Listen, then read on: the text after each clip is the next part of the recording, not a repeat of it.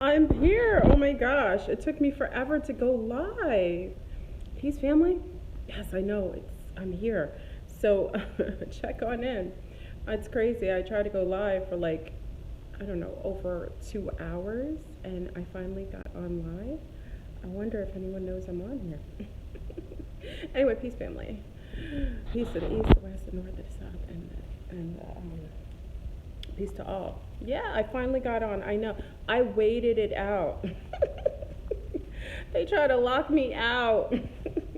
I know the topic is really, really piloted. So let me fix my clothing. I have clothing on, family. I know you don't like when I'm all busty babs out. So I try to fix myself so I look appropriate on the screen. I was just cleaning. So listen, family. Hey, family. So as you know, yeah, it's crazy. I was trying to go live for like what, 2 hours, 3, something like that. Yeah. No, there's nothing wrong with your phone. It's how it rolls up in the matrix. So we're gonna talk about human corporeal engineering, reengineering, right? And it's interesting that it would be the topic that is literally freezing up the live. And as you know, the gold rush is attributed to what we consider to be harvesting of organs, especially melanin dominant carbon organs are on the hot market, and their value supersedes that of gold. It's really that serious. So let's check in and let everybody check in, because I know everybody was waiting for the live stream and it didn't come on. So I apologize. What am I doing? I actually, 3 hours later, and I actually am going out. So I have to really make this, oh, this description has typos. Yeah, welcome to my world. Whenever I'm typing something in the car, just know that it's not going to be perfect. I always look over everything. I'm a fanatic at perfection as far as what I write. So don't worry, I'll go back into the description and I'll make sure I correct all those typos. Good. So, human corporeal reengineering. Now, I think many of you know that corporeal just simply means human, the body, the actual physical body. Okay? So, as you know, in the Matrix, they have been, going through a phase of what we consider to be transhumanism. Everyone is getting Peace King. Everyone is getting pieces of their body either taken out or enhanced or something placed in their body. Whether it be mechanical, whether it be something, more superficial, like breast implants, butt implants, cheek implants, like I said, rhinoplasty, people get their noses reshifted and reshaped. There's a host of things that people do. There are people who have mechanical, and I think I've extended this information that my father had a mechanical heart. He literally, before he passed, he was plugged into a wall every night. That is what he did, and it helped to extend his life for another, I think, 2 years. He superseded the maximum expectation of, it was called an LVAD. He superseded the expectation of the lifespan of someone who has an LVAD. He had a hole in his stomach, a big tube. It was interesting, but I had my daddy a little longer, so, I don't ever damn, forms of what we consider to be medical advances, and especially when it comes to the technology being enhanced. But anyway, family, this gold rush, and the gold rush is human harvesting of human organs. And as you know, in the last video, I made a connection to the conscious community, the pseudo-conscious community. I don't want to even give them that. I don't want to give them that antage that they're conscious. It's a pseudo-conscious community as far as it's connected to perhaps partaking in the monetary benefit of harvesting their brethren's organs. They will talk all day about supporting brown people, uplifting brown people, really being part of their, being part of their brethren and raising the consciousness of the community. And meanwhile, some of them are sidebarring and parlaying in the organ harvesting, gold rush. And it's really a travesty. And for that reason, we have to be really mindful, as I've stated before, that this is going to cause issues. Now, why I wanted to make a video on, I'm sorry, I'm looking at the time over here, HCR, which is Human Corporeal Reengineering, is that it's very important for us to know that there is a push right now for beings to be totally disattached and totally non-organic. They would prefer to have automatons around this world right now, because anyone who's conscious or has a soul is a problem for those who are trying to, take advantage and try to, of course, take more of the resources. And as they're preparing for the pole shift, many of them are going underground. And I've also associated that many of the organ harvesting is also associated, to my knowledge, to the Greys, who are from the future, who many call the Nazis were working with. These are futuristic humans who have lost their humanity, and their physical form has been depreciated from living underground, an underground basis for so long in underground cities. And because they lost a lot of their genetic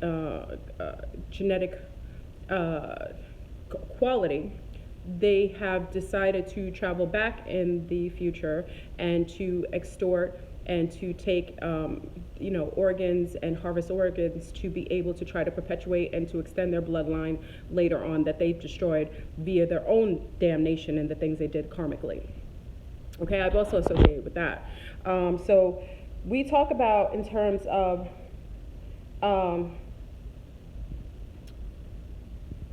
beings utilizing the melanin dominant body, and I was watching, I was watching another Jewel Brookman lecture again. It was one of the older ones that I watched previously, but I always like to reaffirm things that are going on in my mind. So big up to Narwar, who actually resent a video that I watched I watched this lecture, maybe 4 years ago, 5 years ago. It's an older lecture. A lot of these lectures are in the 90s and 80s. She's phenomenal. I do appreciate all the worthy work that she's done clinically and in the medical field. She is truly a doctor, not like Umar Johnson, who calls himself that and is something other than that, but a hustler. But I digress.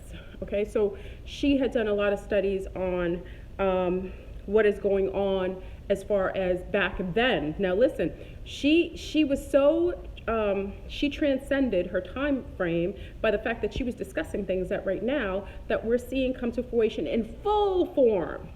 Okay, so she discussed what we called, I have it written down, the Raco bacteria, which is to bioengineer weapons to affect specific phenotypes.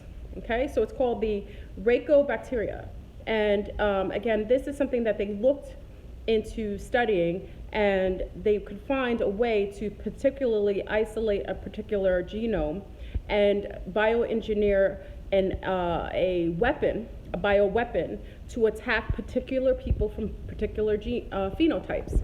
And obviously many of you know that one of those bioengineered weaponry that they utilized was AIDS. And AIDS and HIV was one of the bioengineered chemicalized weapons that they utilized, knowing that particularly women of color inside of their vaginal cavity, they were the only ones out of all the other particular collection of women or races, quote unquote races, that had a mobile system of transferring anything that comes inside of the vagina into the bloodstream easier. And when they bioengineered this virus, AIDS, HIV, they made sure that it would only affect women of color and it would be transferred from partner to partner. They just assumed that it was more heterosexual, who is this? I'm sorry, I'm reading comments. They were assuming that it would be more heterosexual interaction, and that's what it was focusing on, a heterosexual interaction between a brown woman and a brown male. Because women of color have a very different, we are very different, especially if you are mixed, if you are mostly of what we consider to be that indigenous or Africano phenotype. Okay, because of that, that's why you will rarely hear any non-women of color, as far as lunars, who will you hear say that they have HIV. The only time you heard it is if they were intravenous drug users. And the only time that you heard that particularly white males lunar males contracting AIDS is if they were engaged in having anal sex in a homosexual lifestyle. Okay? So that was why they were more susceptible to getting it. They did not think that people would be engaging in, they'd anticipate when they created this bioengineered virus, a weapon, that it would transform into something that would affect, obviously, lunars who are engaged in homosexual lifestyle, which it did. Not to the degree that it affected brown males, but it did affect their populace as well. Okay. Let's get some of these.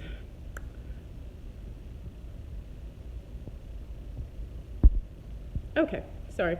We had to get some of the parasites off this. So, why do I want to discuss this? Because we have what we consider to be a heightened amount of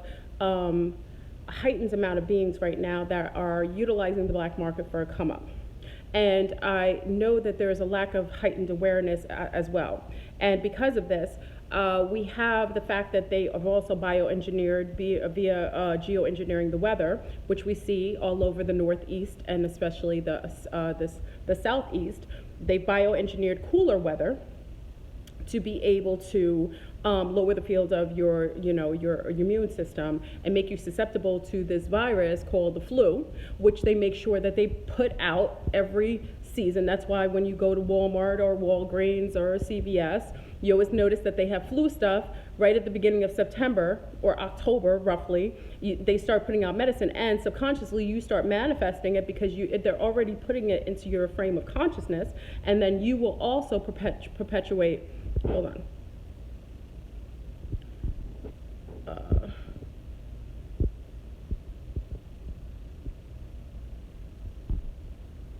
Okay. Sorry, you will also perpetuate the virus based on the fact that it's putting in your subconscious.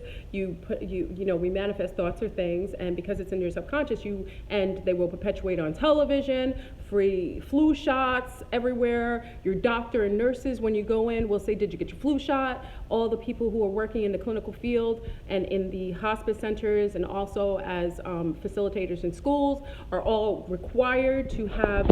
I know the moderators aren't here. I'm sorry, Maitreya. I noticed that, so I'm gonna have to do. I'm gonna have to do my own work with borrowing all these entities to decide. Whenever I come on late, the freaks come out at night. Anyway, so I wanted to discuss this. Okay, hold on. There we go. Sorry. So, flu shots are, listen, if you're living in a place that is, known to have many different viruses that you're more susceptible to, considered maybe to be third world countries, which I don't even like using that term because they're only third world countries because they've been infiltrated and colonized.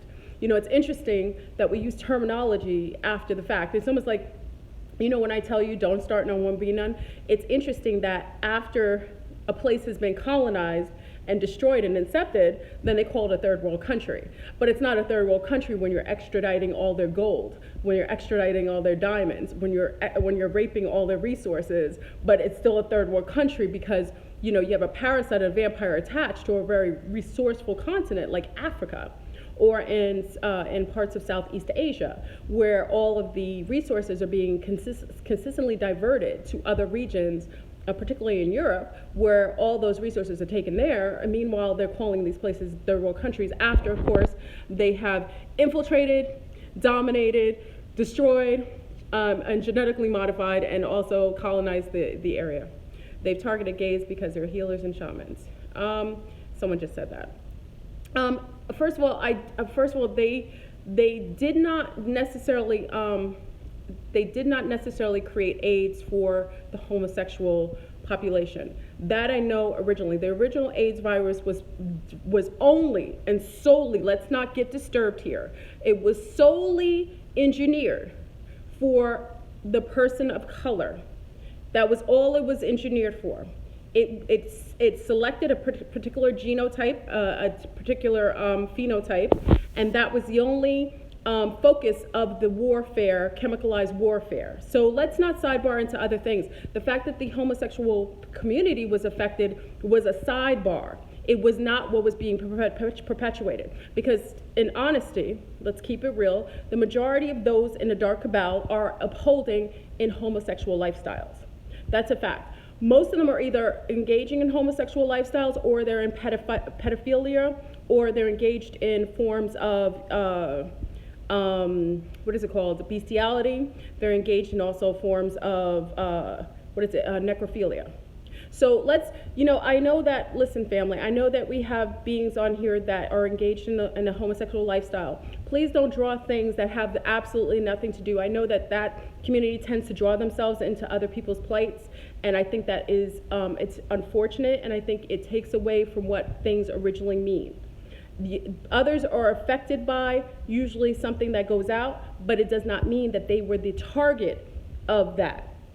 Okay, so no, homosexuals were not the target of AIDS. That's why they were affected by it, because of the form of sex that they have anally, and that's only with males.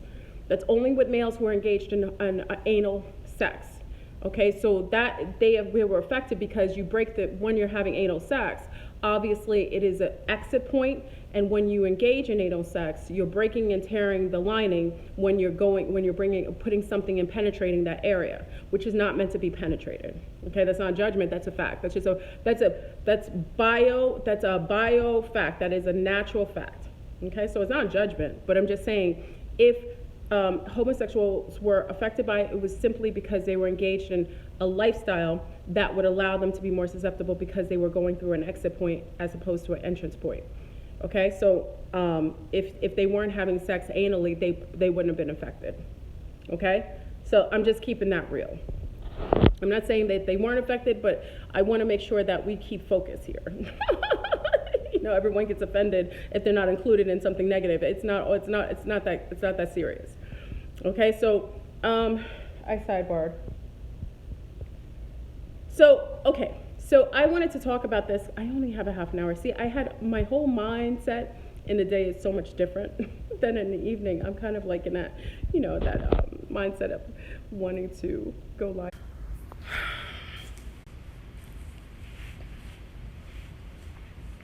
Okay, sorry. See, everyone calls me in the evening too. That's why I don't like make videos at night. Okay, so another thing that has become a trend, and I really wanted to touch on this once again, and I spoke about this earlier, is that not only are we working with beings that are undergoing taking up the practice of extraditing organs that have been harvested from people of color, I wanted to talk about the fact that majority of children now that are being adopted from Africa, and they're being adopted by parents that look opposite of them, meaning that they're only being adopted by mostly, I didn't say all, mostly lunars. And that being said, in a world where people of color, brown people, are the most negated and the most stereotypicalized, it's interesting that there is a heightened amount of adoptions, especially abroad in Africa, from children from Sierra Leone, from Liberia, from South Africa, from the Congo, from Nairobi, from parts of Ethiopia. Let's see where else. I've got to think of, not so much Nigeria. Okay, so a lot of children and some of these obscure tribes.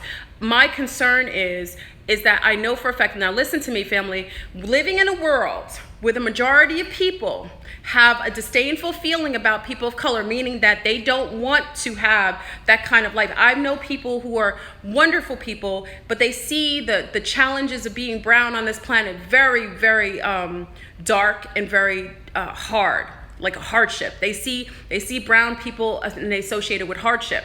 And because of that, the fact of the matter is, why is there a heightened amount of adoptions happening by those who are in opposition, meaning they don't look like the children that they're adopting, when there's a host of children in Russia, in Greenland, in Iceland, in Ireland. There's beautiful lunar babies all over that require and have an easier pathway to have adoption, but all of these brown babies are being taken by people that do not look like them, do not have people of color in their family, and there's no interest. Sometimes there's people who want to adopt brown babies because they have brown people in the family. So sometimes they feel associated, they feel kinship with them. But the fact of the matter is, after that couple, that Asian couple was busted, and this is not the first Asian couple that was, the Asian couple had adopted 2 little children. One was a little boy and one was a little girl. I think it was the little boy that was killed and murdered for his organs. They had harvested the little boy's organs to be able to sustain and keep them for themselves. And I'm telling you, family, I just saw something a couple of days ago that absolutely disgusted me. I'm pulling up my top because I don't want to be, I want to keep the video, I'm cleaning in the house, so I just want to keep my shirt. I'm trying to keep the camera up so you don't get a full view. Okay, so I saw something the other day when I took my little ones out, and I've told you before, I've seen plenty of women. I live in an area where people are a little more astute, and it's not uncommon for you to see occasionally a woman or a family that's adopted brown children. But what I noticed that I saw something that was disturbing. And mind you, family, if I see it, I'm gonna make sure I take care of the babies, because that is what I'm here to do. But there was a mother who adopted a little brown girl. She's from Ethiopia, beautiful little brown girl. Oh, she's lovely. She is being cultivated by a family, and I noticed that the father, these are Lunars, they have no connection to brown people, they don't come from a brown family, they don't have brown people married into their family. They made it a point to pay a lot of money for this little girl to come here. Now, she's treated highly, highly well financially. But what I noticed that was very disconcerting, because family, I am self-aware, and I understand things in a way that maybe I don't detail to everyone, is that this little girl was walking around in the cold without shoes on her feet, running around a dirty establishment. She's allotted to act in a way that normal parents would definitely not allow her to do, meaning that she's not being cultivated. She's not being reared. Okay, she's not being reared. She's given everything financially possible. She has everything possible that she desires, every material thing. But I noticed with the parent, as I'm talking to them, that they have no kinship to the child, meaning that I don't feel any love and kinship with this little girl. I see and feel something more sinister, because I'm noticing that the little girl's not being cultivated like a normal parent would do.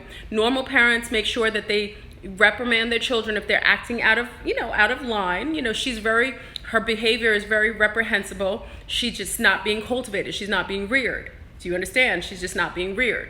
And I noticed that they allow her to walk around in the cold without shoes on. She's not told to put sweaters on. They're not taking care of her like normal parents. And normally adoptive parents are very protective. Normally I've noticed adoptive parents that are really about that life, who really wanted that basic child, that wanted a child, they're really, really overprotective and very, very over the top as far as keeping them healthy and strong and so on. Her hair is not, and I told you already, Lunars, if you're going to adopt a child or have a child for a man that is of color, if you cannot do hair is a big thing for the nationality for brown people. And as you see, that's one of the biggest topics. I always suggest that if you decide that you want to have children with a brown person, that that hair is something the hair is associated with self-esteem. And if you're not determined, if you're not committed to that type of lifestyle of upholding your child's hair or of making them feel good about themselves, I would suggest that you use contraceptives, which I don't totally agree with, and you not have children of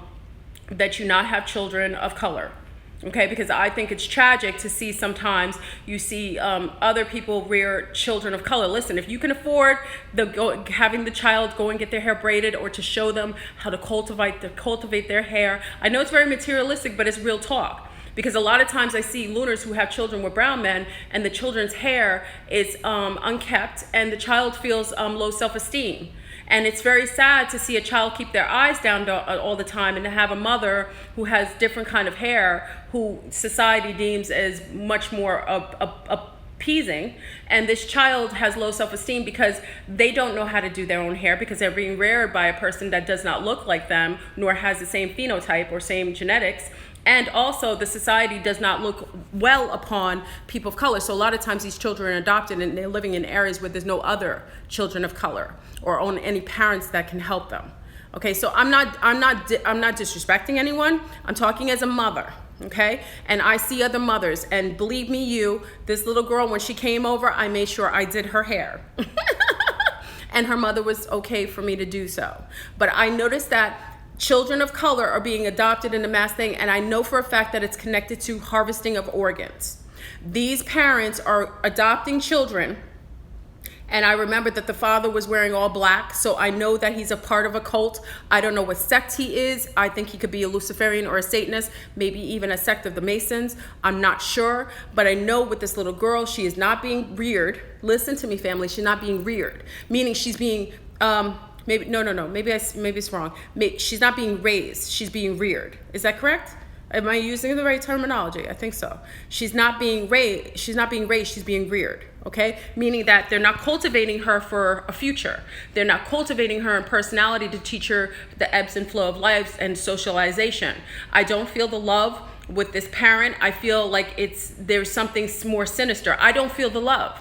I don't feel the connection of a mother to child, like she's concerned. I don't see, listen, when my little girls run around, I love shoeless little babies, and I let them run in the dirt all day without their shoes. But no, best believe if we're in a facility somewhere, a place that's a food place or a food court or somewhere out, my babies would be shoes and socks, not shoeless. Whenever you see a parent allowing that, and maybe it's just a cultural difference too. Maybe it's just because sometimes the other little children that were more so lunars had no socks and shoes, so that could be more of that. But this little brown child is not being kept in a way that I feel she's safe, and I also feel that she might be cultivated for perhaps something later, because I'm not feeling the love. And I noticed that a lot of, we have to question this, family, and I am calling out for our brethren abroad to really make a big stink and start writing your legislators, writing your governmental officials, and to halt the process. I know Ethiopia just stopped, they just made it a worldwide, they just stopped the adoption of others outside their country of their children. Because and Haiti was the #1 place after the earthquake in Haiti, many of the children had disappeared and were brought to the Midwest and used as servants. Listen, family, I can't make that up. They were used as servants, and they were used as slaves, and also we heard something that some of the older girls were used as sex slaves. Okay, so, and these people were going there. Listen, I love that every child should have a good home. Don't ever get twisted what I say. I'm a mother, I am an advocate for children and mothers. But one thing I say is, when I see a trend and I see a perpetuation of something that I know is unhealthy, I'm going to speak on it. It is not right when we're living on a planet that has a disdainful feeling about people of color. I'm not saying every person who's a lunar is adopting children for harmful ways. Absolutely not. I'm saying there's a trend of a lot more people adopting these children, and I know that there's not a good feeling around brown children. Why would you go and adopt children that look the opposite of you? If you want to, listen, I'm going to keep it real. If I wanted to adopt a child, I would look for a child most likely in a place I came from. I'm being honest. I would want to have a child that looks like me or has the same color or same hair, me personally, because I feel like I want the child to feel like they're part of me. And that's a sign that something is diabolical. These children are, in my mind, and it is my opinion, are being utilized to harvest their organs. And especially when the pole shift is coming, they know a lot of these beings, and the Satanists and the Luciferian, a lot of the higher ups know what's coming. And these little children will go underground, and they will be utilized for their genetics. Okay? So I just wanted to put that out there, that the movie Get Out was more than what you thought. It was not a movie. It wasn't a cinema. It wasn't a false cinema. It wasn't a fictional story. It was a biography. It was a true story of what's already occurring. Brown people are being cultivated for their genetics and harvested for future beings that have lost their soul and have lost their genetic quality, and they're coming back to take these brown children and people's organs to be able to perpetuate their gene pools and fix it. If you don't know this, listen to the research that is absolutely, it is accessible. What time is it? What time? I need to know what time it is. It is absolutely accessible. You can go and get documents right now. Who's this, Ernest?